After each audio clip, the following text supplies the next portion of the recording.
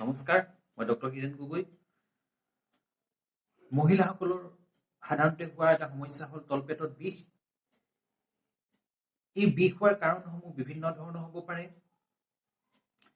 বিষৰ কাৰণৰ ওপৰত নিৰ্ভৰ কৰি ইয়াৰ বিষৰ পৰিমাণটো কমৰ পৰা সহ্য কৰিব নোৱাৰা ধৰণৰ হ'ব পাৰে। দেখা যায় যে প্ৰায় 60% মহিলাৰ মাহেকীয়াৰ সময়ত তলপেটত বিষ হ'ব পাৰে। এই বিষ যদি সামান্য পৰিমাণে হয় তেনেহ'লে বিশেষ চিন্তাৰ কাৰণ নাই, কিন্তু যদি বিষটো যদি সহ্য কৰিব নোৱাৰা ধৰণৰ হয় তেনেহ'লে আমি জৰায়ুৰ বাহিৰত ৰক্তক্ষৰণ হোৱাৰ সম্ভাৱনীয়তাৰ কথা ভাবিব লাগিব। আৰু যদি এই ৰক্তক্ষৰণ যদি ডিম্বাশয়ত হয় তেনেহ'লে এই তেজখিনি জমা হৈ ডিম্বাশয়ত এটা চিষ্টৰ আকাৰ লয়। ইয়াক চকলেট চিষ্ট বুলি কোৱা হয়। এই চকলেট চিষ্টৰ আকাৰটো যদি বাঢ়ি যায় তেনেহ'লে ডিম্বাশয়ত থকা ডিম্বাণুবোৰ মাৰি পেলাই তেতিয়া মহিলাগৰাকী ভৱিষ্যতে গৰ্ভধাৰণৰ সমস্যা হ'ব পাৰে। গতিকে এনেকুৱা ধৰণৰ বিষ থাকিলে চিকিৎসকৰ ওচৰত সোনকালে চপাটো অতিকে প্ৰয়োজনীয়। ইয়াৰ পিছতেই ডিম্বাণু আৰু শুক্ৰাণুৰ মিলনৰ ফলত গঠন হোৱা ভ্ৰূণটো যদি জৰায়ু আহি পোৱাৰ আগতেই যদি ফেলোপিয়ান টিউব বা ডিম্বাণু পৰিবাহী নলিকাতে সংৰোপিত হয় তেনেহ'লে এই ভ্ৰূণটো আকাৰ লাহে লাহে বাঢ়িব ধৰে আৰু ই ফেলোপিয়ান টিউবত এটা চাপ সৃষ্টি কৰে আৰু মহিলাগৰাকীয়ে খুচি খুচি ধৰাৰ ধৰণৰ তলপেটৰ এটা চাইডে বিষ অনুভৱ কৰে। এনেধৰণৰ অৱস্থাত এখন আল্ট্ৰাচাউণ্ড কৰা অতিকে প্ৰয়োজনীয়। ইয়াৰ পিছতেই জৰায়ুৰ আৰু ইয়াৰ আশে পাশে থকা অংগসমূহত বীজাণুৰ সংক্ৰমণ হ'লে তলপেটত পাতলীয়া ধৰণৰ এটা বিষ হৈ থাকে। মহিলাগৰাকীয়ে হাত দিলেই তলত বিষ অনুভৱ কৰে। গতিকে এনেকুৱা ধৰণৰ বিষ হৈ থাকিলে সোনকালে চিকিৎসা কৰাটো অতিকে প্ৰয়োজনীয়, কাৰণ এই বীজাণু সংক্ৰমণে মহিলাগৰাকীৰ অংগসমূহ নষ্ট কৰি পেলাব পাৰে। ইয়াৰ পিছতেই ডিম্বাশয়ত যদি পানী জমা হয় তেনেহ'লে এই পানীৰ পৰিমাণ লাহে লাহে বাঢ়ি গৈ তাৰ চাৰিওকাষে এটা চাপ সৃষ্টি কৰে। তেতিয়া মহিলাগৰাকী তলপেটৰ এটা অংশত হেঁচা মাৰি ধৰাৰ ধৰণৰ বিষ অনুভৱ কৰে আৰু যদি এই চিজটো যদি ঘূৰি যায় তেনেহ'লে এই ডিম্বাণুটো নষ্ট হৈ যাব পাৰে। গতিকে অভেৰিয়ান চিষ্টৰ চিকিৎসা অতি সোনকালে কৰাটো অতিকে প্ৰয়োজনীয়। ইয়াৰ পিছতেই পেচাব আৰু মূত্ৰস্থলীত যদি বীজাণু সংক্ৰমণ হয় তেনেহ'লে মহিলাগৰাকী কঁপনি উঠা জ্বৰ, তলপেটত বিষ, সঘনাই পেচাব আদি সমস্যাসমূহ হ'ব পাৰে। এই সমস্যাটো মহিলাসকলৰ অতি সঘনাই হয় আৰু বেছিকৈ হয়। গতিকে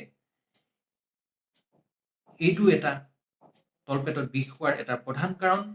ইয়াৰ চিকিৎসা সোনকালে কৰাটো অতিকে প্ৰয়োজনীয়, কিয়নো এই বীজাণুখিনি কিডনীত যদি পাইগৈ তেনেহ'লে কিডনী দুটা বেয়া কৰি পেলাব পাৰে। ইয়াৰ পিছতেই জৰায়ুৰ মাহেকীয়া হোৱা কোষবোৰ বা এণ্ডোমেট্ৰিয়ামবোৰ যদি জৰায়ুৰ মাংসপেশীত সোমাই যায় তেনেহ'লে মাহেকীয়াৰ লগতে মাংসপেশীৰ ভিতৰতো ৰক্ত জমা হ'ব ধৰে।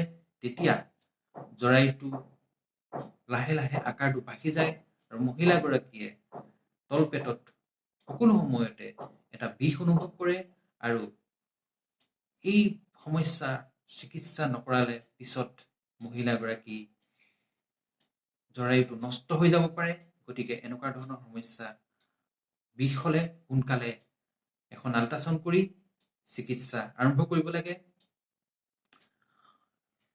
ইয়াৰ পিছতে গৰ্ভপাত হোৱাৰ সময়ত যদি কোনো অংশ যদি ভিতৰত থাকি আহে তেনেহ'লে জৰায়ুৱে এই অংশখিনি উলিয়াবলৈ সংকোচন সম্প্ৰসাৰণ কৰে আৰু তেতিয়া মহিলাগৰাকীয়ে এটা খামুচি ধৰাৰ ধৰণৰ বিষ এটা তলপেটত অনুভৱ কৰে। ইয়াৰ পিছতেই জৰায়ুত যদি ফাইব্ৰইড বা জৰায়ুত হোৱা টিউমাৰ যদি জৰায়ুৰ ভিতৰত হয় তেনেহ'লে জৰায়ুৱে সংকোচন সম্প্ৰসাৰণ কৰি এই টিউমাৰটো ওলাই দিব বিচাৰে। তেতিয়া মহিলাগৰাকী খামুচি ধৰাৰ ধৰণৰ এটা বিষ প্ৰায় 10-15 মিনিটৰ মূৰে মূৰে অনুভৱ কৰি থাকে। ইয়াৰ পিছতেই প্ৰধান কাৰণসমূহৰ ভিতৰত হৈছে কিডনী ষ্ট'ন। কিডনীৰ পৰা যদি ষ্ট'নটো নামি আহি যদি ইউৰেটাৰ বা মূত্ৰ পৰিবাহী নলিকাত যদি লাগি ধৰে তেনেহ'লে মহিলাগৰাকী এটা চাইডে প্ৰচণ্ড বিষ, খুচি ধৰা ধৰণৰ বিষ অনুভৱ কৰে, মহিলাগৰাকী বিচনাত ছাটিফুটি কৰি থাকে, তেতিয়া মহিলাগৰাকীক এনেকুৱা অৱস্থাত অতি সোনকালে চিকিৎসা কৰাব লাগে। ইয়াৰ পিছতেই তলপেটৰ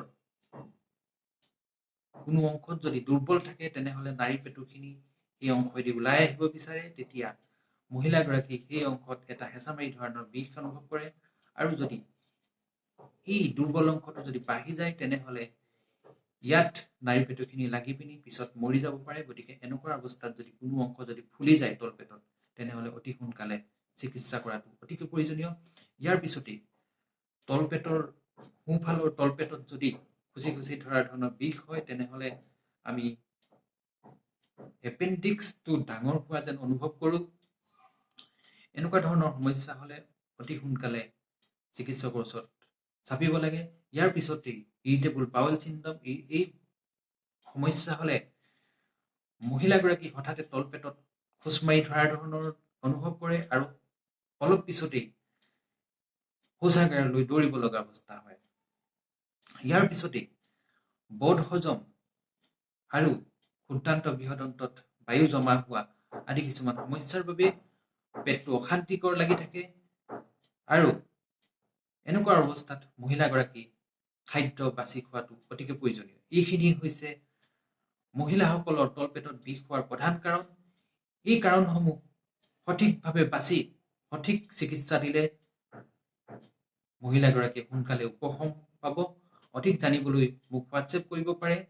মোৰ হোৱাটছএপ নাম্বাৰ হ'ল 8472049735। ধন্যবাদ।